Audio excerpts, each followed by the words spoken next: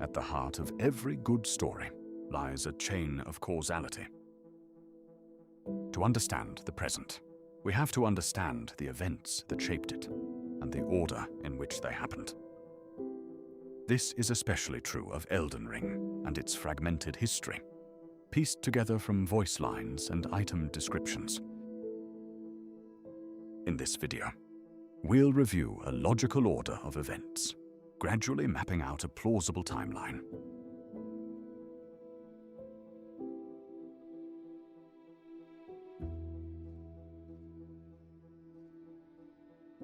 First, let's look at what we know for certain.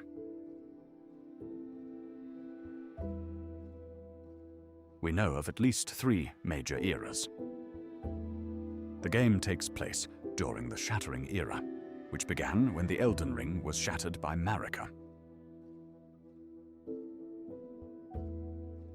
After her imprisonment inside the Erd Tree, her children governed together for a time, a period known as the Sovereign Alliance. What followed was a time of strife and stagnation, marked by the Shattering Wars, the bloodiest conflict in recorded history.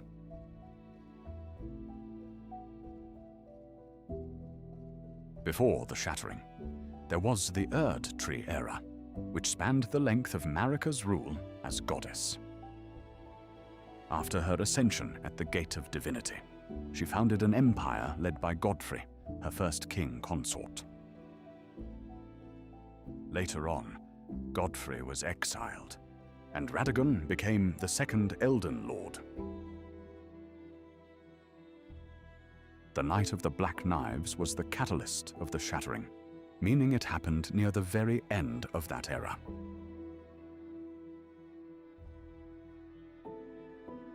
Before the Erd Tree, there was the Prehistoric Era, encompassing many different ages and civilizations, which we know very little about. Now that we've established a baseline, we can zoom in on each era and gradually refine the timeline.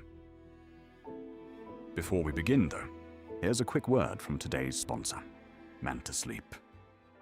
Getting quality sleep isn't always easy, especially when you're dealing with bright lights or ambient noise. Thanks to MANTA Sleep, you don't have to let your surroundings get in the way of a good night's rest. They recently sent me one of their masks to try out, and I'd definitely recommend it. They're very effective at blocking out light, and you can adjust them to your liking, making them comfortable to wear. If you'd like to get one for yourself, check out the link in the description and use promo code LAWTURTLE for 10% off your order. A big thank you to MANTA Sleep for sponsoring this video. And now, back to Elden Ring.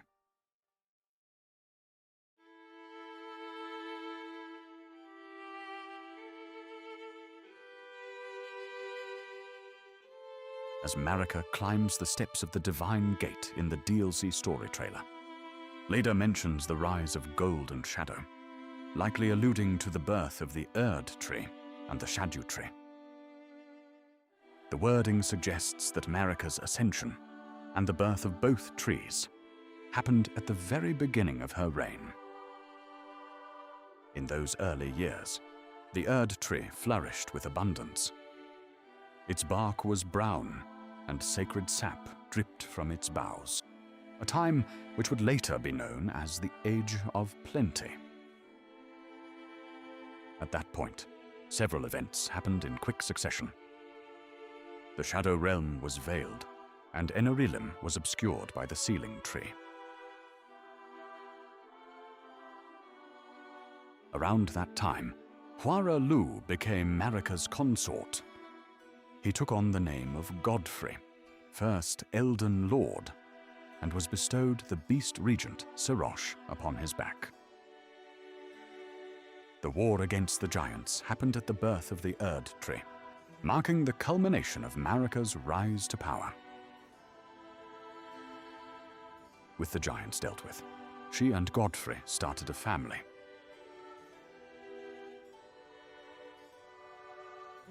Based on the lore of Black Flame monk Amon, we know the Godskins were active after the giants' defeat.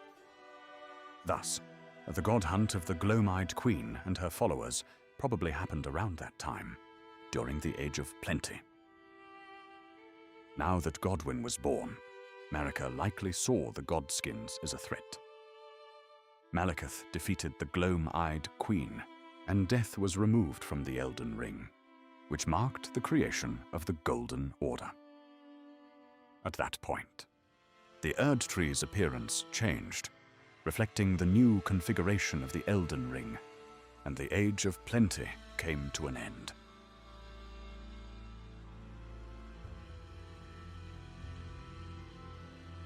Next, there was a series of wars on multiple fronts, gradually expanding the borders of Marika's empire. Godfrey's campaign in the south probably started first, followed by the Liurnian Wars.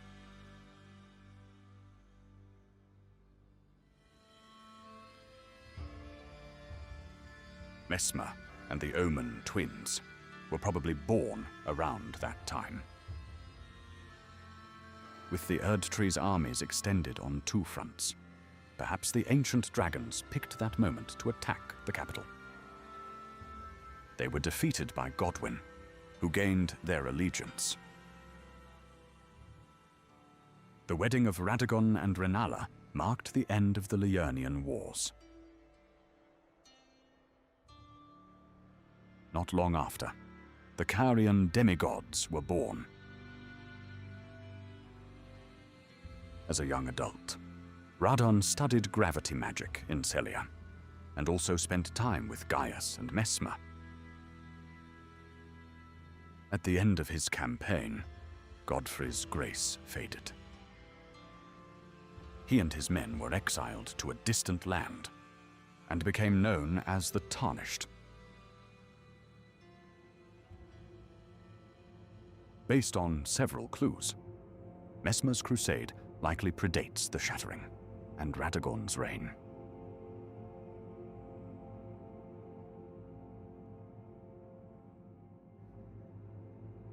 However, Messmer knows what a Tarnished is, placing it after Godfrey's exile. That Tarnished, it seemeth.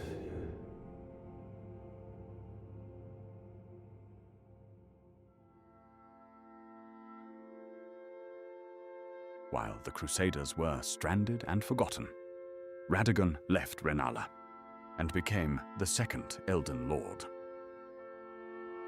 Following his departure from Liurnia, the Academy rebelled against the Carians. Assuming they're the youngest demigods, Miquella and Malenia were probably born around that time. Over time, there was a cultural shift. Ritual combat was phased out, and fundamentalism became the dominant doctrine. Soon enough, Miquella began to forge his own path. He planted the Halig tree, watering it with his own blood. Godwyn's assassination marked the beginning of the Golden Order's downfall. His body was transformed, and Deathroot quickly began to spread. Presumably stricken with rage and grief, Marika shattered the Elden Ring. As punishment, the Elden Beast imprisoned her and Radagon inside the Erdtree.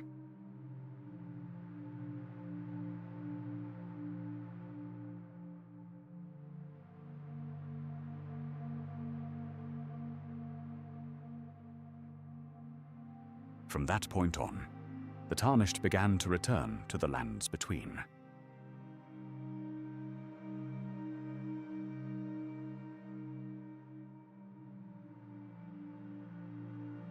For a short while, the demigods governed the realm together. Then came the first defense of Lanedale, which probably was the first battle of the Shattering War. Following their defeat, Godric and his men fled south and occupied Stormvale Castle. Some time later, Radahn marched on the capital, but his siege was repelled by Morgoth and his troops.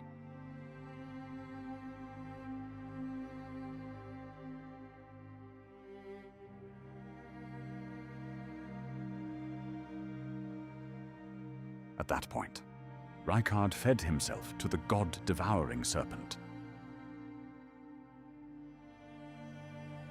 In response, Leindel's army besieged Mount Gelmir.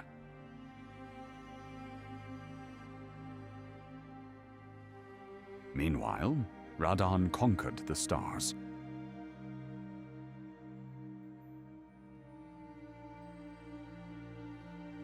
Then, Malenia marched south.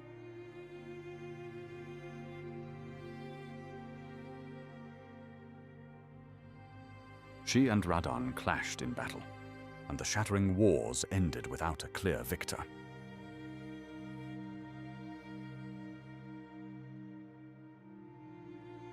The Haligtree's forces retreated north, and Malenia was left in a convalescing state, while Miquella slept in his cocoon. Vike's journey probably happened around that time.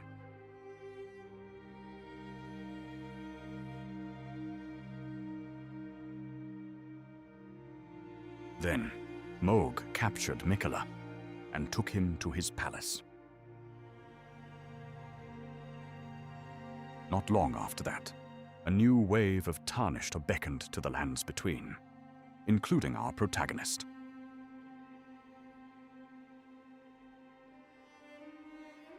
Now that we're caught up with recent history, let's wind back the timeline to the Prehistoric Era, before the time of Marika and the Erdtree.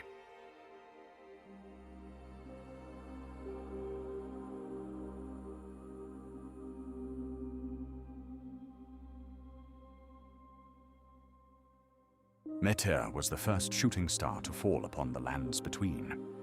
So, her arrival probably dates back to a very ancient past. In Caelid and the mountaintops, we find colossal remains embedded in the earth. These unknown titans may be the ancestors of fire giants, who lived in an age long forgotten. When the Elden beast crashed down on the lands between, it may have caused a cataclysm, and the largest life forms went extinct, much like what happened to the dinosaurs on Earth.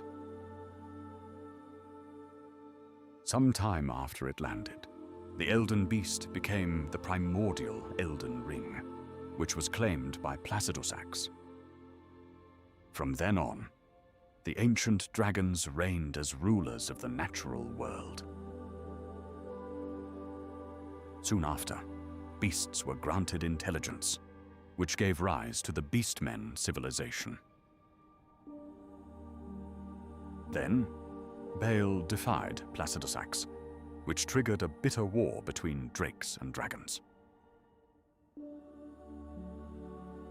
Over time, human civilization began to thrive. Their roads and cities spanned the continent, as well as the underground rivers.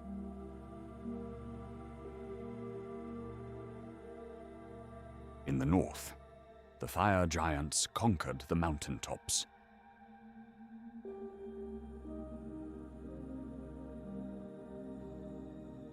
As they delved into the mysteries of the cosmos, the Nox summoned malevolent stars.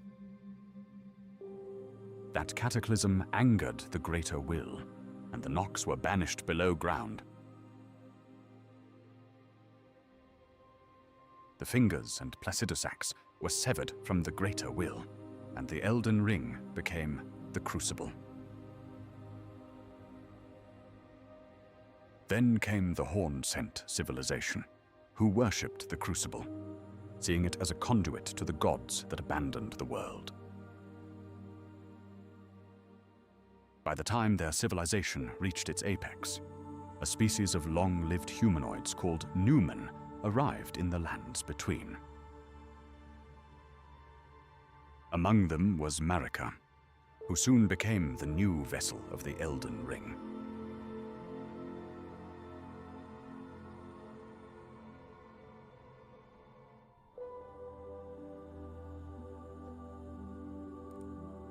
If you enjoy my content, remember to like and subscribe.